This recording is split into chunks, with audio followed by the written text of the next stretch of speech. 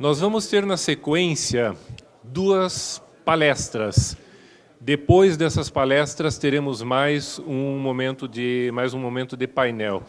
A primeira palestra, aliás, vai haver uma inversão em relação ao programa que todos receberam e que está em papel também.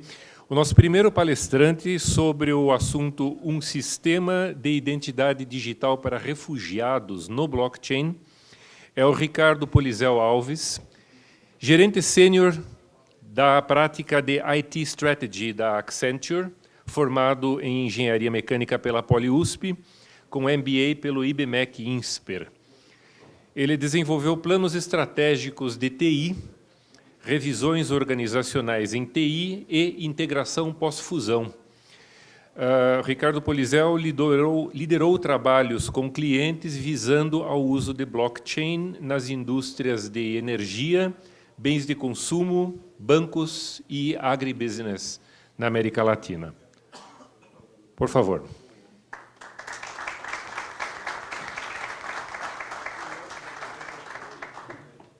Boa tarde a todos. Ricardo, espero mantê-los empolgados agora na volta do almoço. Uma das coisas que nós discutimos bastante com clientes na Accenture, não necessariamente sobre blockchain, mas qualquer outra tecnologia que está agora na moda, né, sobre IoT, Artificial inteligência artificial e outros temas. Obrigado.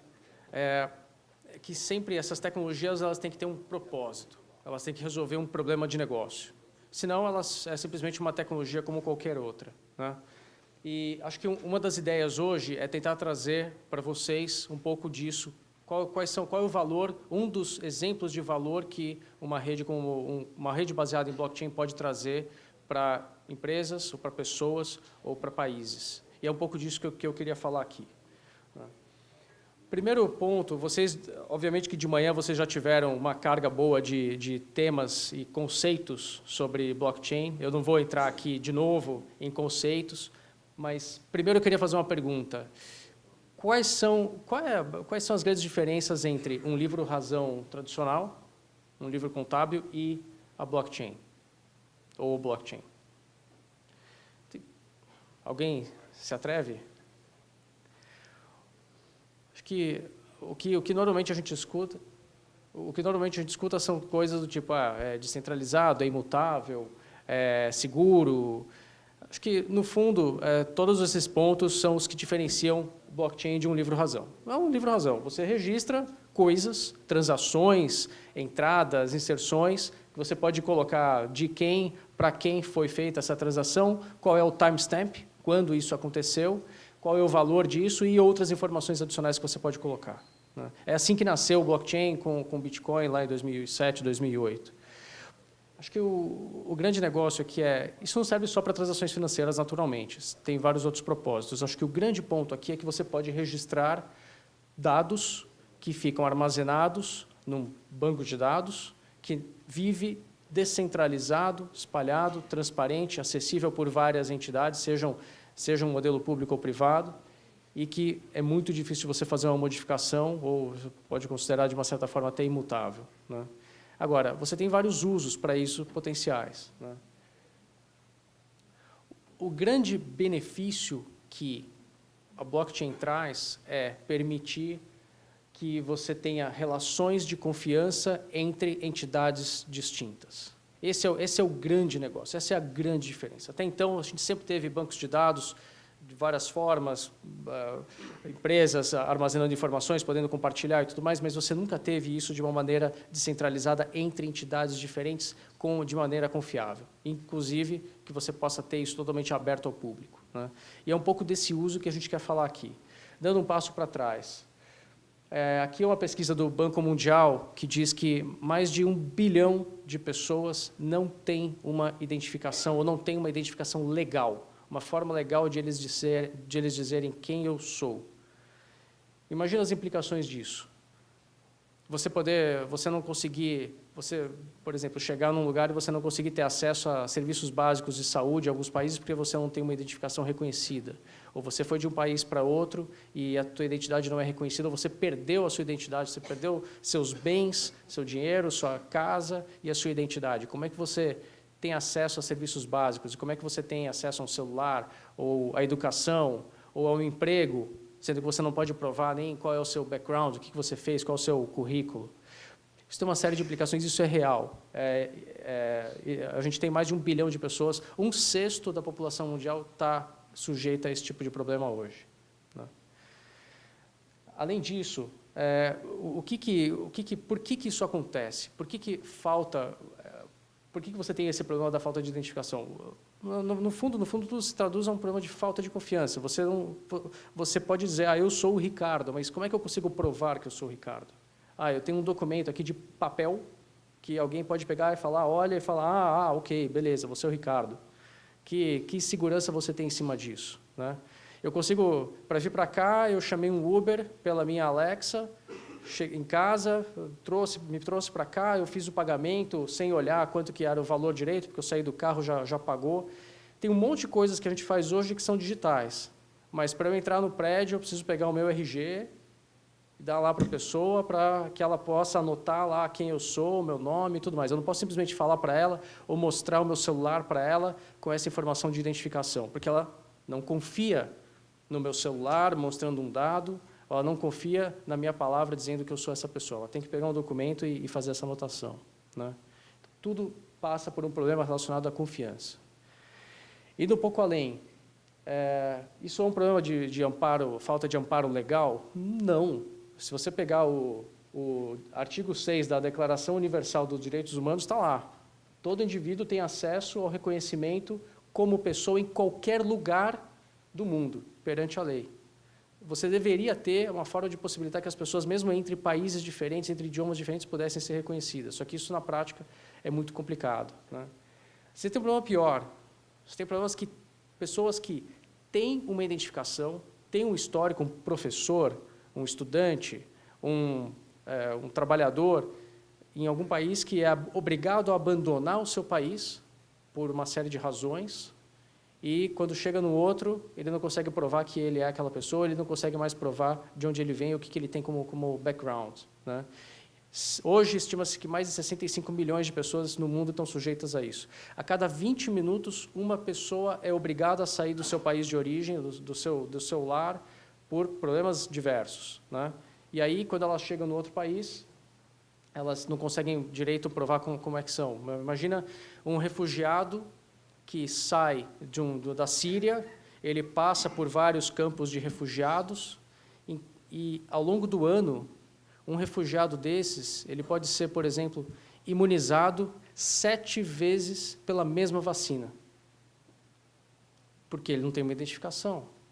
Ele chegou, ele é obrigado, ele foi para um outro campo, ele é obrigado de novo a tomar aquelas vacinas. Então, você imuniza 7 vezes no mesmo ano a mesma pessoa, pela mesma vacina.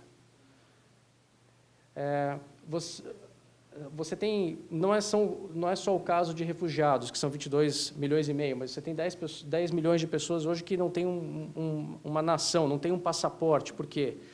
Em alguns países, quando você nasce no país, como no Brasil, por exemplo, um estrangeiro que vem para cá e tem um filho aqui, o filho passa a ter cidadania brasileira. Ele pode ter o direito a ter um passaporte brasileiro. Mas isso não é comum em todos os países. Tem país que tenta qualificar a origem do país dos pais para dar a cidadania, e algumas pessoas realmente podem ficar sem um país de origem, né?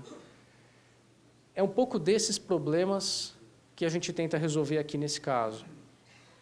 O ID 2020 é uma aliança global, é um projeto que está sendo feito com Nações Unidas e uma série de outras organizações globais, inclusive com a participação da Accenture, da Avanade, da Microsoft e de algumas outras empresas, e que tenta resolver parte desse problema de uma maneira coordenada, né?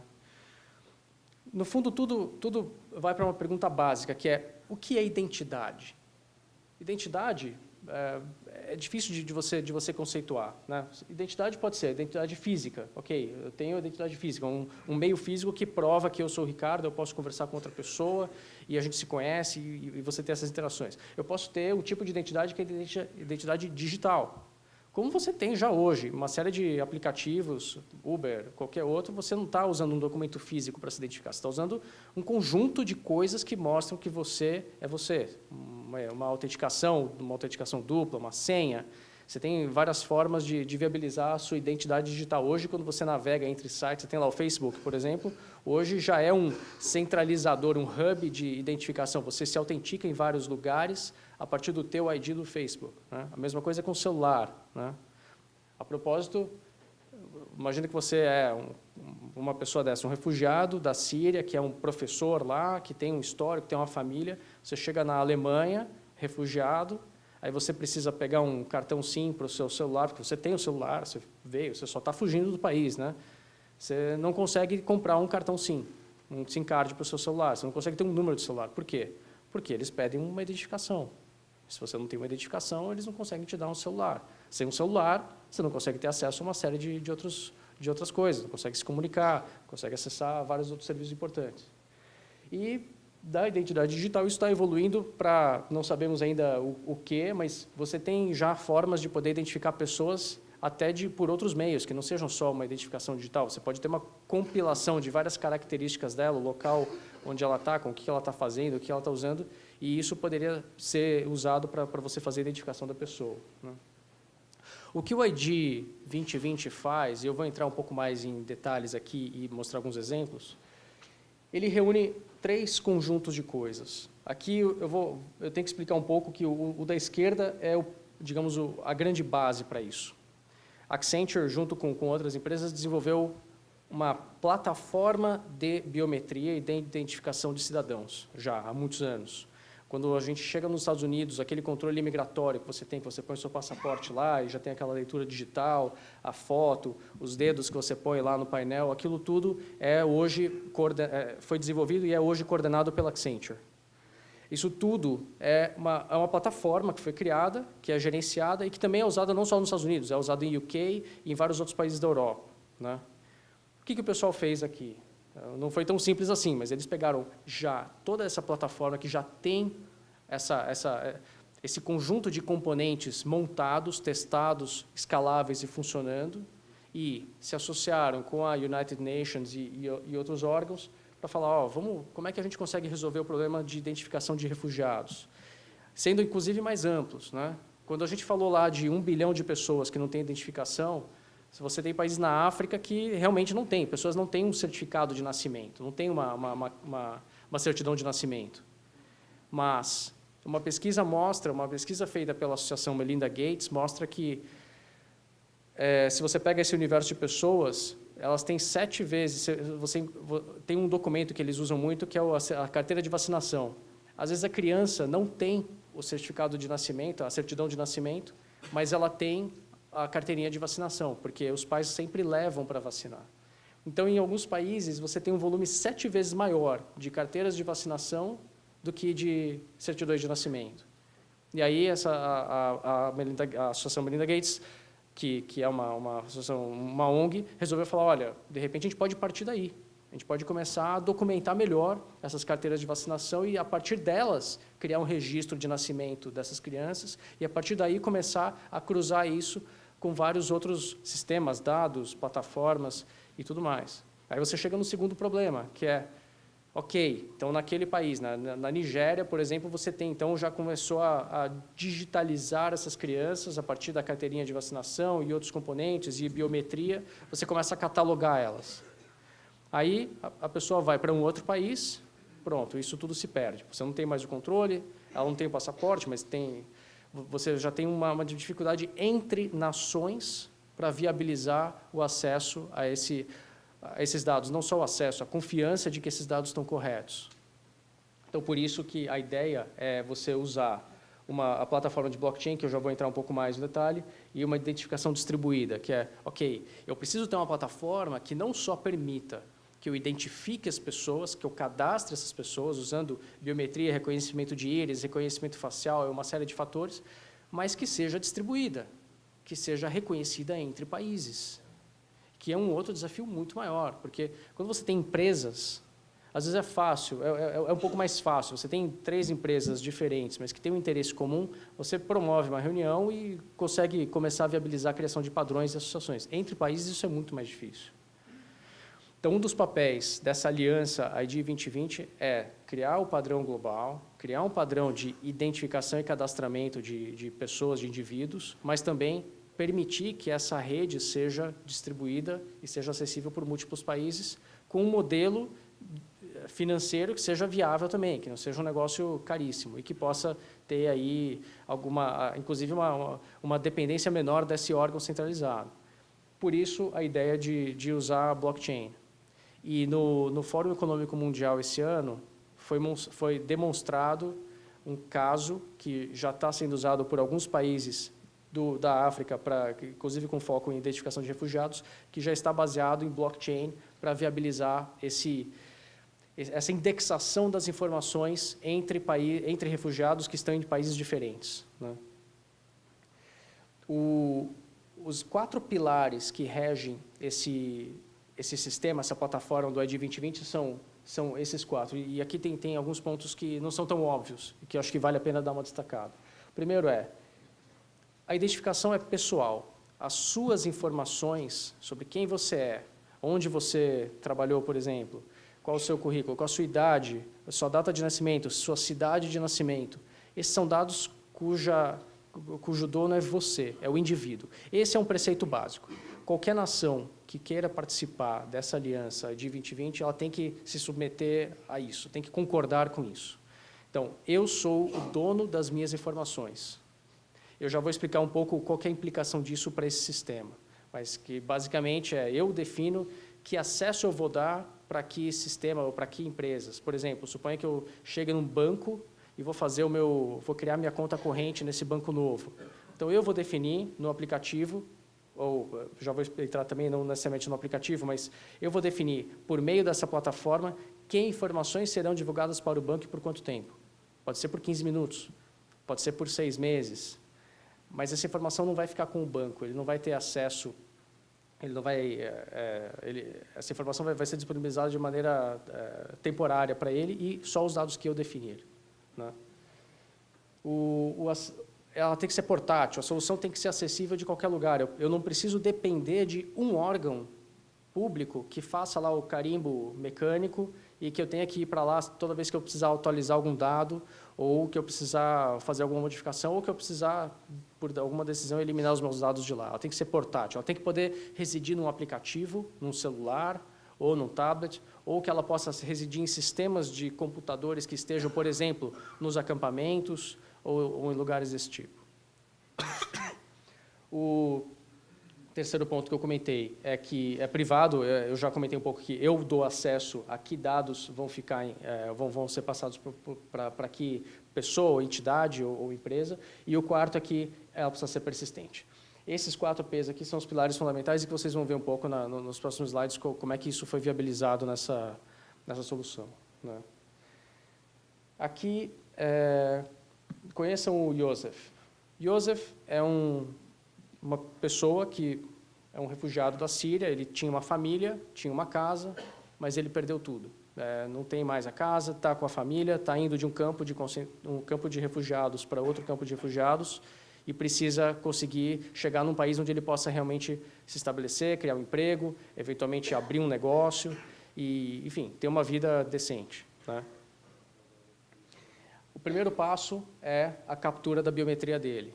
Então, esse sistema, e novamente, é o mesmo sistema, a base é a mesma dos sistemas que se usa no controle de fronteiras nos Estados Unidos, UK e alguns outros países. Então, é feito o cadastramento de biometria dele, pode ser com impressão digital, retina ou reconhecimento facial, e aí ele é cadastrado, ele passa a existir dentro dessa plataforma. A partir daí, ele tem lá os dados dele registrados, o ano de nascimento, o nome inteiro dele e, eventualmente, algumas informações extras, né?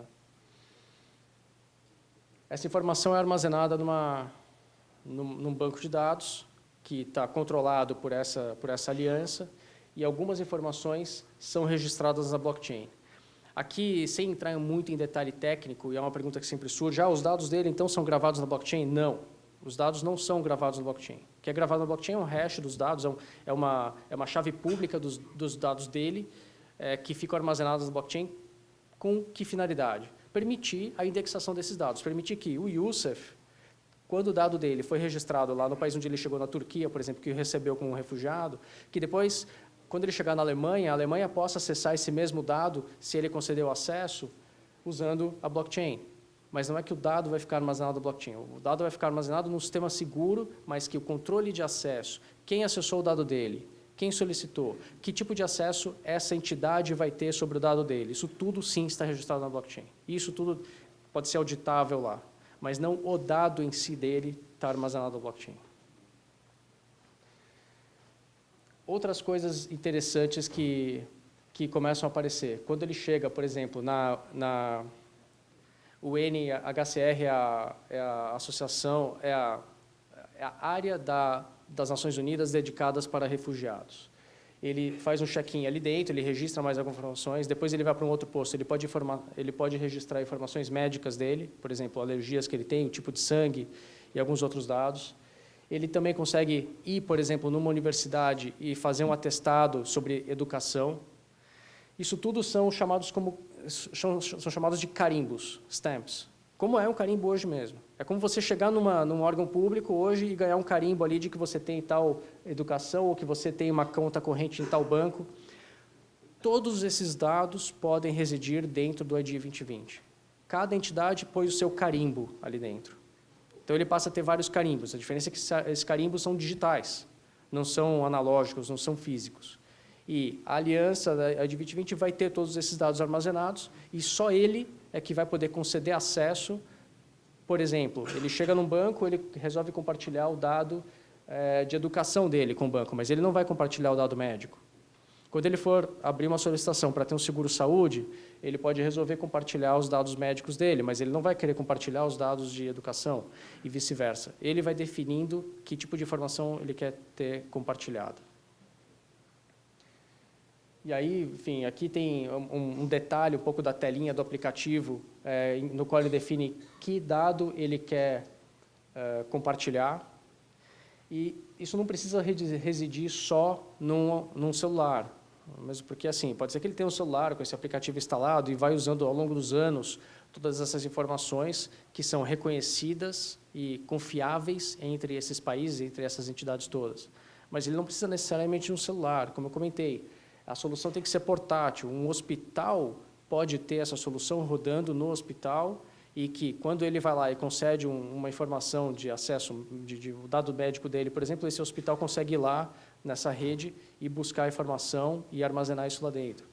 O banco pode pode acessar via APIs esse servidor, essa plataforma também, para poder buscar informações mais pertinentes dessa pessoa, né?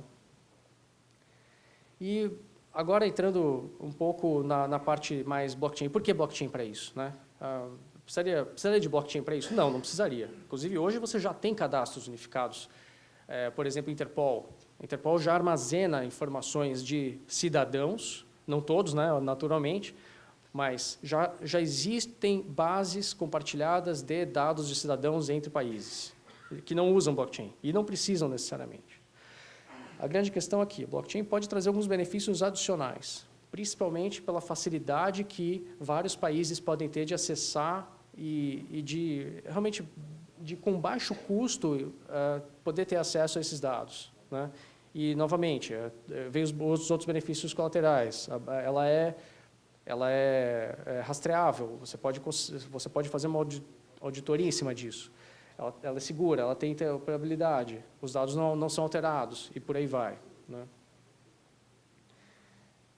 Aqui, entrando um pouco mais nos detalhes da tecnologia também, quem tiver curiosidade, isso aqui foi feito em qual das blockchains? Isso aqui foi feito numa blockchain privada, que é a Enterprise Ethereum, mas poderia ser feito em qualquer outra. A Accenture é agnóstica com isso. E esse sistema, essa plataforma foi desenvolvida junto com a Microsoft. mas não precisa necessariamente ser feito só com a Microsoft. Algumas dessas plataformas de biometria que rodam em alguns países não são Microsoft, são de outras empresas.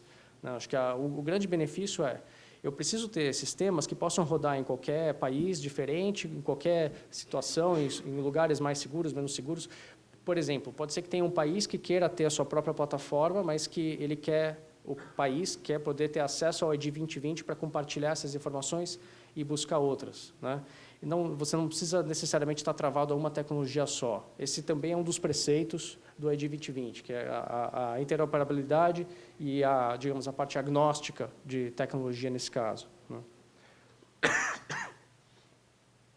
Então, alguns pontos importantes que eu mencionei. Os dados aqui, pessoais e biométricos, eles não são armazenados no blockchain. O blockchain é usado como um indexador, como um mecanismo para facilitar a interação entre essas entidades todas, o controle de acesso, quem vai ter acesso a que dado, mas os dados em si não são armazenados lá.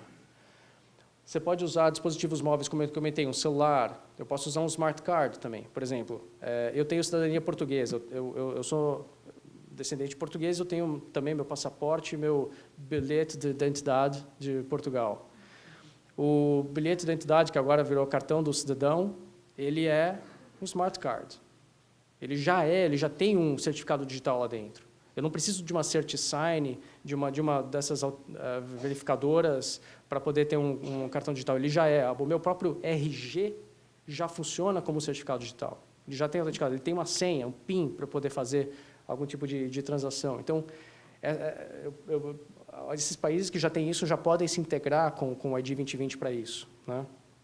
Outro ponto, a configuração de processos obrigatórios de cadastro, ela permite esse tipo de customização. Você pode usar smart cards.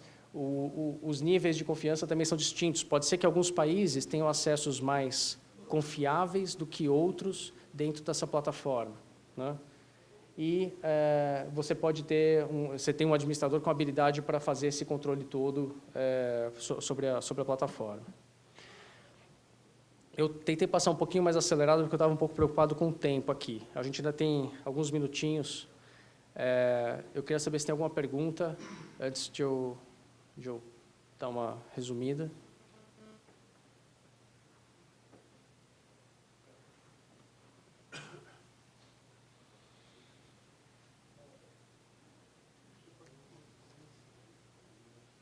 Obrigado.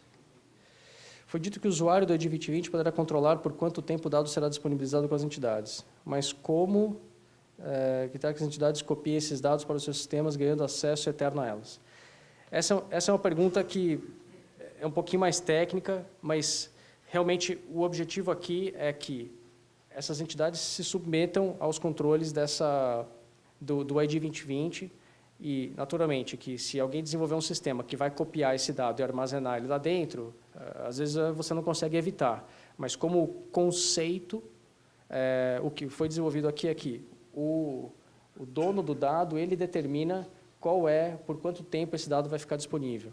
Por exemplo, quando ele chega no banco, ele vai fazer o check-in, ele pode determinar que tais dados vão estar disponíveis só por 15 minutos ali dentro. Depois desses 15 minutos, o dado não vai mais estar disponível para aquela entidade. Se a entidade pega e copia, não é uma coisa que está dentro do acordo que foi assinado. Mas, obviamente, não dá para você assegurar que ninguém vai conseguir copiar esse dado, né? A pergunta é boa, mas realmente você tem que ter os mecanismos de controle e governança para fechar isso, né? Eu acho que o meu tempo acabou, né, Ronaldo? Eu agradeço a todos aí pelo tempo e qualquer pergunta depois, fique à vontade para me procurar. Os meus dados, acho que vocês vão ter depois. Eu vou circular uma versão um pouquinho mais condensada dessa apresentação, mas podem me procurar. Obrigado.